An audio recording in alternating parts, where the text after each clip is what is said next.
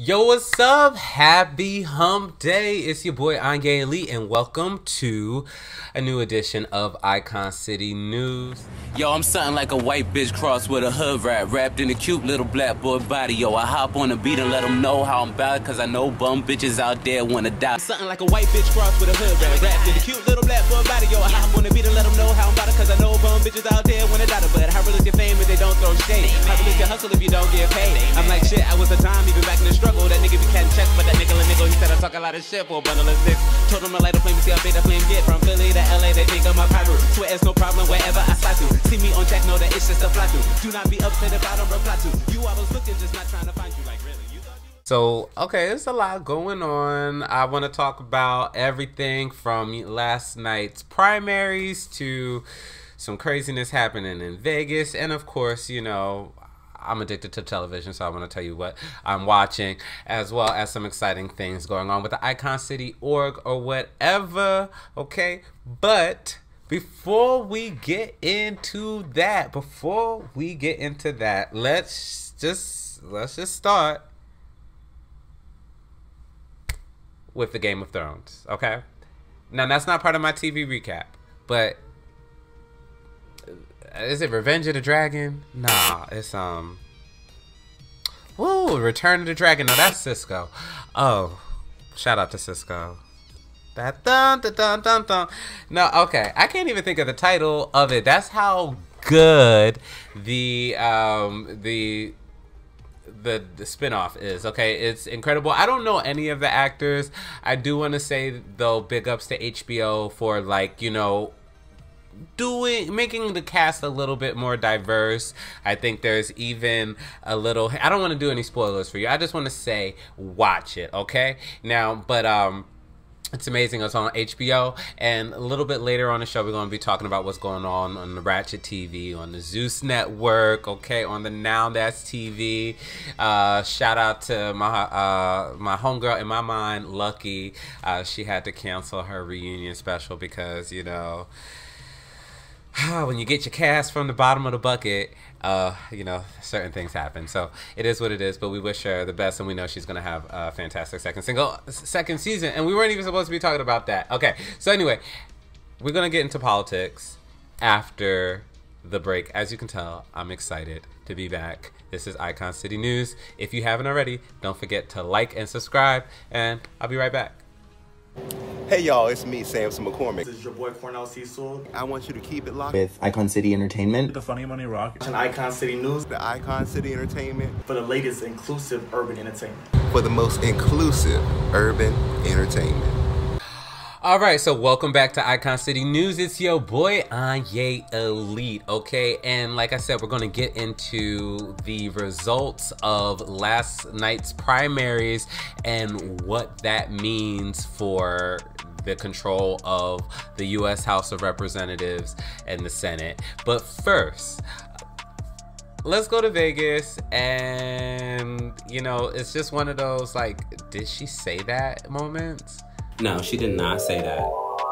Oh, she did. Okay. All right, so shout out to the LGBT community in Las Vegas. I love you guys all, particularly BQLMV, which is BQMLV, Black Queer Men Las Vegas. It's a nonprofit organization supporting Black gay men in Las Vegas. If you have not heard about them, check them out. And here is their Instagram. Okay, so one of their founders, his name is CJ Edwards. Recently, he was reduced to tears after experiencing, you know, I guess what could easily just be called, you know, a microaggression or just a straight out aggression when he went to get his monkeypox vaccination at the LGBT Center of Southern Nevada, okay? It's important to remember their name. So basically, you know what? Well, I'm gonna let him tell his story, and then we are going to get into it on the other side. No, she did not say that. Oh, she did. Okay. So on today's episode of as a black man in America. I'm at the LGBT Center of Southern Nevada, where I came down to get my monkeypox vaccine because they were giving them out today from 10 a.m. to 6. First come, first serve. Upon sign-in, I'm met with microaggression, negativity, racism from a white woman named Monica Brown. She says, "Oh, are you here? Are you Mr. Monkey?" The first question she asked me. Not, "Hi, or how can we help you? Are you Mr. Monkey?" And the lady next to her, black lady, Tanya, was just as mortified as I was. And I paused, and because I really wanted to go in on this lady, but I paused because I'm trying to be a better person. And I know how 0 to 100 I could have got, but I looked at her dead in her face and I said, "No, my name is CJ." And then the black lady had to play cleanup and come apologize, and I did let her know that that was disrespectful and it was a microaggression and whoop-de-whoop-de-whoop. And she even talked to me afterwards and apologized and said she's a doctor's wife, and as if that shit's supposed to make it okay. But my point is that how do you come to a place where you're supposed to feel safe, included, welcomed, and treated with respect, and you're met with, "Are you Mr. Monkey?" Why? She didn't ask anybody else that but me. "Are you Mr. Monkey?" What Facebook am I? Shit. Am I? Do I look like that? Is that your image of me? Yeah. That was a tough one. And it's still a tough one, and I'm going to have to let that process. But just so you know, the LGBT Center of Southern Nevada has employees that disrespects people of color, which we already know people of color aren't really welcomed as much there anyway. So let's talk about it. But yeah, question of the day. Do I look like Mr. Monkey to y'all or not? Thanks, Monica Brown. So y'all blow her up. Go visit her. See if you get the same treatment. So ridiculous. See, it couldn't be me, honey. That's why y'all experiencing me here through this screen, baby. Because, you know, I would have came across the counter on the heifer. You know what I mean? I don't care who goddamn wife you was, but you know that's just me. Actually, I wouldn't have came like. And when I say come across the counter, I mean like, you know, like I would have just, you know, got her in her place or whatever. You know, I think that a lot of times people, unfortunately, I've seen this, and you know, I work with a number of nonprofits and my other things that I do or whatever, and a lot of times people will place themselves in a position because they like to be adjacent or close to people who they can easily feel like above. And so, you know, if this was a doctor of this, you know, I'm assuming the LGBT Center has some kind of medical components. That's why, you know, they're doing vaccinations and stuff like that. And then she's a wife of the doctor, you know, there or whatever, you know, like, you know, it speaks bad, you know, it really speaks really badly. And you know, I feel sorry for CJ because like he's obviously, as you can tell in the video, not trying to make a big thing about this, and he's kind of like conflicted about it. But you know, the truth of the matter is he is a leader. He leads a black queer men's organization in Las Vegas. If not him, if he's not gonna stand up for, you know, himself, and by virtue, you know, the tons of people or the hundreds, you know, of people who live in Las Vegas like him, like us, then, you know, I mean, who else is going to do it? You know what I mean? So he wouldn't try to go ahead and write them an email and, you know, express your disdain and stuff or whatnot. I personally think that, you know, you're just better suited at continuing to organize and looking for, you know, better partners. And as a queer cisgender male, I will say that, you know, it's interesting where we can find communities and where we can find allies. and you know, they're not always exactly where we, you know, assume that they are. So, you know, sometimes maybe it's just worth looking for an unlikely ally. But my thoughts and well wishes go out to CJ and the whole LGBT community. You guys need to really take this seriously, but then after that, you need to heal and come together. Okay? Not on anyone's on anybody's terms, but on terms that are fair and equitable to everyone. And with that, we'll be right back with that election recap that I promised. Listen, I do a lot at Icon City, from digital marketing to cannabis activism and marketing. However, I gotta say that Funny Money Rock is my favorite project. You know, it's not easy. It's not easy being an artist. It's not easy being an entrepreneur. It's not easy going after the fullest expression of yourself for anybody, but especially when you're Black and gay, you know, or a queer person of color. And that's what Funny Money Rock is all about. You know, whether I'm hosting the weekly live show and talking to artists, entrepreneurs, and models from all over the world and sharing our unique perspectives, everything Black and gay. Or rather when I'm producing shows and getting people on stage, just getting people together under the banner of 100% LGBT hip hop and R&B is probably my favorite thing that I'm doing right now.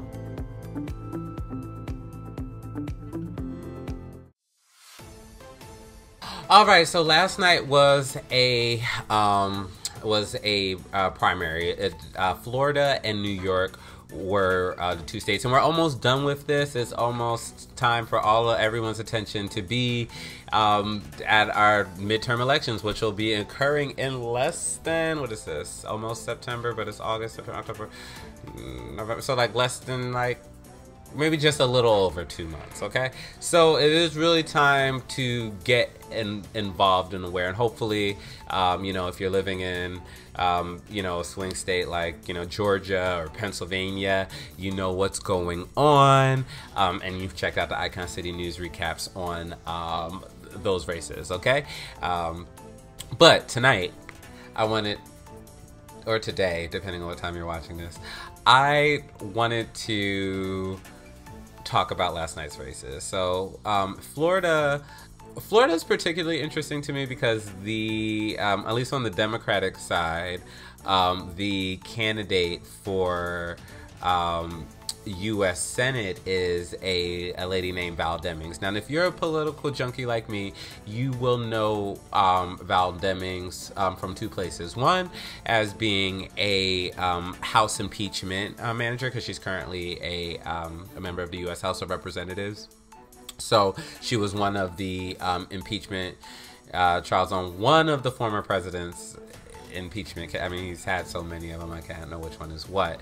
But also, he was on the short list for potential vice president for, you know, our current president, Joe Biden, along with, you know, Kamala Harris, who ultimately got the job. And, shoot. Damn it. Karen Bass, who we had the opportunity of interviewing here on Icon City News, you know, not too long ago. She also is running for mayor of Los Angeles. Anyway, Val, looking back on everything, of course, hindsight is 2020, and as a proud Californian, I am very happy to have, you know, the former senator from California, Kamala Harris, as vice president. However, the divisiveness of this country, I think, calls for, I don't know, something with a little bit more, someone with a little bit more teeth and grit. And, you know, Val Demings, you know, she's a former sheriff, you know, she rides a Harley. She's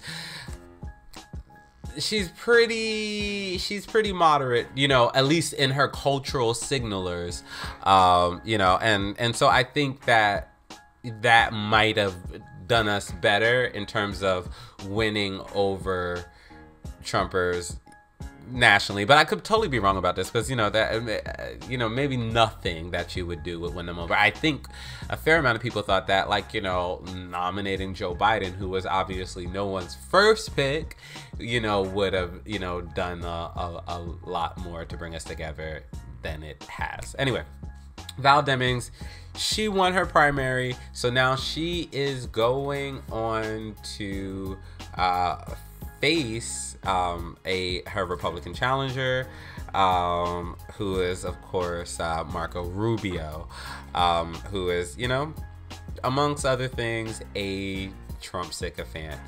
So, if you live in a blue state,